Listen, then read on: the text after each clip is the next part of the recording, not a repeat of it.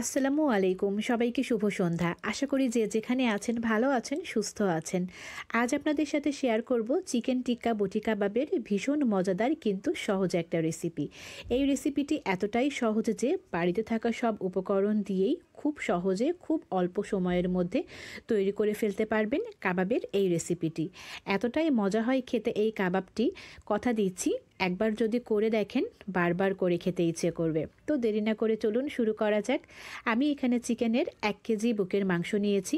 মাংসগুলোকে এবার আমি কেটে নিচ্ছি। খুব বেশি বড়ও করব না, খুব বেশি ছোটও করব না, মোটামুটি সাইজ করে সবগুলো মাংস আমি কেটে নেব। দেখুন এই সাইজ করে আমি কেটে নিচ্ছি।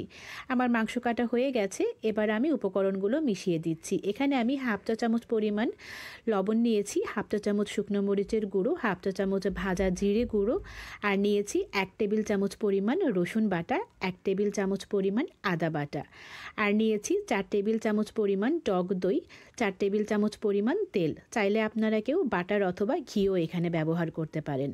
আর আমি নিয়েছি চিকেন টিক্কা কাবাবের 1 প্যাকেট মশলা। এখানে আমি শানের মশলাটা ব্যবহার করেছি। এবার আমি খুব ভালো করে এটাকে মাখিয়ে মোটামুটি 2 ঘন্টার মতো রেস্টে রেখে দেব। এদিকে আমি 2টো ক্যাপসিকাম নিয়েছি আর নিয়েছি মোটামুটি সাইজের একটি পেঁয়াজ।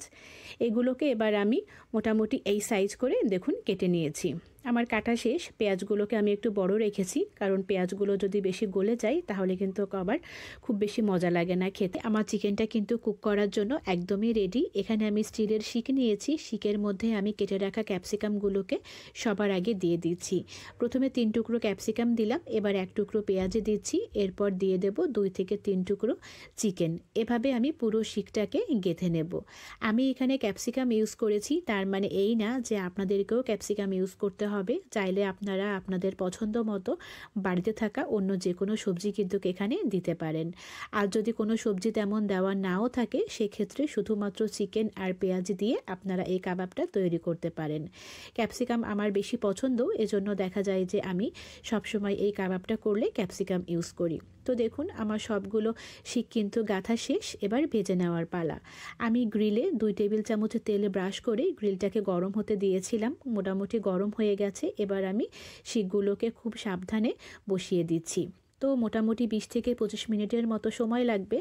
10 থেকে 12 মিনিট হয়ে যাওয়ার পর আমি একটি চামচের সাহায্যে এই চিকেনগুলোকে উল্টে দিচ্ছি, সাথে ক্যাপসিকাম আর পেঁয়াজগুলোকেও। পুরোটা সময় কিন্তু আমি গ্রিলটাকে মিডিয়াম আঁচে রেখেছি। খুব বেশি স্পিডে দিলে দেখা যাবে যে ওপরটা পুড়ে যাবে আর চিকেনের ভেতরের অংশটা কাঁচা থাকবে, তাই খুব বেশি স্পিডে চুলাটাকে দেওয়া যাবে না। আপনাদের যাদের গ্রিলের সুবিধা নেই তাদের ক্ষেত্রে একটা কথা বলে রাখি, চাইলে আপনারা কেউ ভারী কোনো সসপ্যান অথবা ভারী কোনো ফ্রাই প্যানেও এই কাবাবটাকে খুব সহজেই কিন্তু তৈরি করে ফেলতে পারেন। তো মোটামুটি আর 10 থেকে 12 মিনিট সময় লাগবে। এরপর আমি এই কাবাবগুলোকে তুলে নেব সার্ভ করার জন্য। এদিকে আমি একটা সস তৈরি করে নিচ্ছি। এই সসটা আমি ভীষণ পছন্দ করি এই কাবাবের সাথে খেতে। আমি এখানে 2 টেবিল চামচ টক দই দিয়েছি, 1 টেবিল চামচ টমেটো কেচাপ, 1 টেবিল চামচ রেড চিলি সস, আর 2 টেবিল চামচ লেবুর রস, আর দিয়েছি হাফ চা চামচের মতো চাট মশলা। 1 থেকে 1.5 মিনিট সময় লাগবে এই সসটা রেডি হতে। দেখুন এটি কিন্তু একদম রেডি। আপনারা যদি কেউ মিষ্টি খেতে পছন্দ করেন সেক্ষেত্রে এই সসের সাথে 1 টেবিল চামচ পরিমাণ চিনি মিশিয়ে দিতে পারেন।